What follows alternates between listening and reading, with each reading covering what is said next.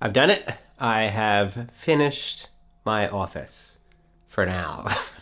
I'm sure I'm gonna make changes in the future, but yeah, I think it's looking pretty good. You wanna see? You wanna see? I'll show you. Here it is. Fuck John Stamos. So this is it. This is the new layout.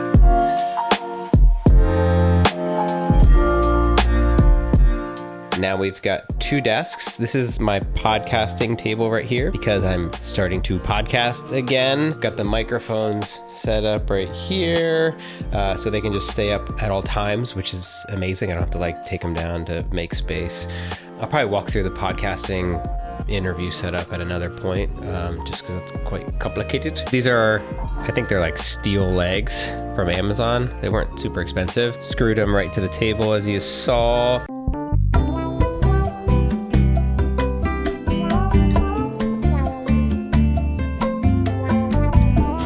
I could have used my old standing desk that I had for this space, but there were two things that I didn't like about it. One was that I think it was 8 to 10 centimeters shorter, which made me closer to the guests, and it was a little awkward. The other thing is there's more room underneath now. Now I can push this chair all the way in, which is really helpful. Obviously, when I'm doing the interview, I'll just bring my chair around like this. Here, I'll show you the full setup. Why not? I haven't done this yet. That's sad. There we go. That's what the setup will look like. Pretty good. One thing that I haven't done yet is cable management underneath here. Let me crank up the ISO. It's gonna get grainy, folks. So this is cable hell right now. I have to figure out some kind of system where I can organize this. I've been keeping the podcast set up pretty simple in terms of audio. So I run the mics into the Cloud Lifter, and then I run it directly into my Canon C500. So the audio is baked right into the video. Makes things easy. And so this right here is the new desk setup, and I am so glad that I went with this direction instead of the console that I was thinking about doing. There it is, baby. I got the big boy Master YouTube 20 terabyte drive out. The one thing that I think I'm going to add to this space, so I've got this hook here, which is pretty cool. Love this little owl hook. So the idea is I want to mount my backpack to this. I just got a new backpack. I'm still organizing these drawers. They're a little messy, but I'm repurposing these little organizers that I got from my other drawer. And then we got that PS5 gear in there. That drawer's empty. And then we're always learning, guys, always learning. So there's the PS5 just right under my desk. These are just like basic IKEA legs. This is an IKEA dresser. I made the tabletop myself. I just got all my cables and stuff just thrown in here. It's still all tangled and crazy. At least it's out of sight. I love the fact now that I just have this desk space set up and it doesn't need to change. If I have somebody over to do an interview, I don't need to remove my monitor and, move books around and decorate the entire place every time I do an interview. A couple more quick things that I don't think I've shown yet. I recently had the Sparky install a PowerPoint inside here so I can charge all of my batteries for all of my cameras and accessories, my iPad, my microphone. So that is fantastic to have all of my batteries and charging devices out of sight.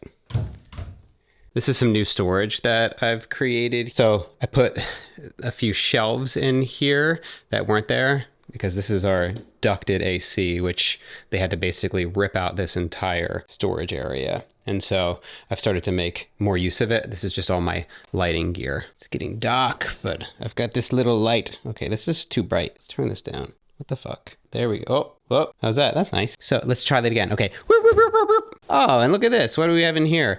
I added few little cables so I can charge my editing headphones as well as my PS5 accessories. Pretty cool. Who the fuck says that? By the way, this is the backpack. That's what it looks like with a backpack. Pretty cool. I love how it's so fucking dark. I need a lantern. It's just because the sun's setting and I don't have a lot of daylight around here. Oh well.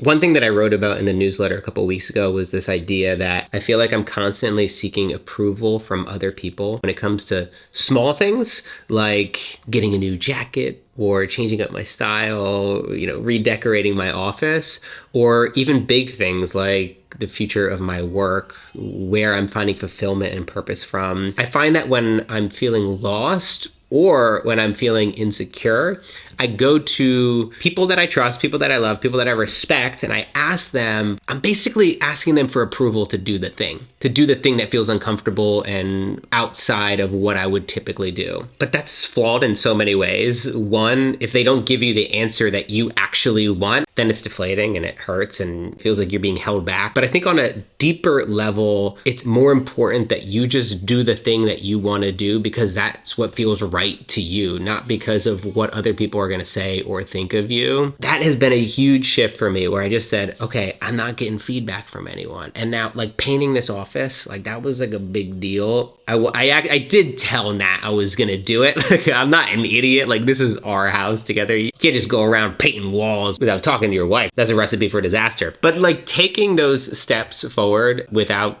seeking approval from others has been so freeing, and it has made the process so much more enjoyable for me. It sounds small, and some of these things are pretty small, but some things are actually big and really go to the core of who you are, how you identify yourself, and your own self-confidence.